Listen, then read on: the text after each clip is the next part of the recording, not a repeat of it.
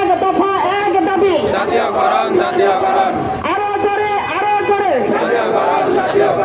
আমাদের প্রিয় শিক্ষক ভাইরা, আমরা জাতীয়করণ না করা পর্যন্ত আমরা এই মাঠ ছাড়ব না। আমরা বিগত সালে আমরা জাতীয়করণের মাঠে বসেছিলাম এবং আমাদের শিক্ষক ভাইরা অনেক রক্তাক্ত হয়েছে, আমরা অনেক আহত হয়েছি এবং আমাদের কিন্তু রক্তের বিনিময়ে কিন্তু অর্জন হবে। আপনারা ভয় পাবেন না, আপনারা মাঠে আসুন। মাঠে না আসলে কখনো দাবি আদায় হতে পারে না।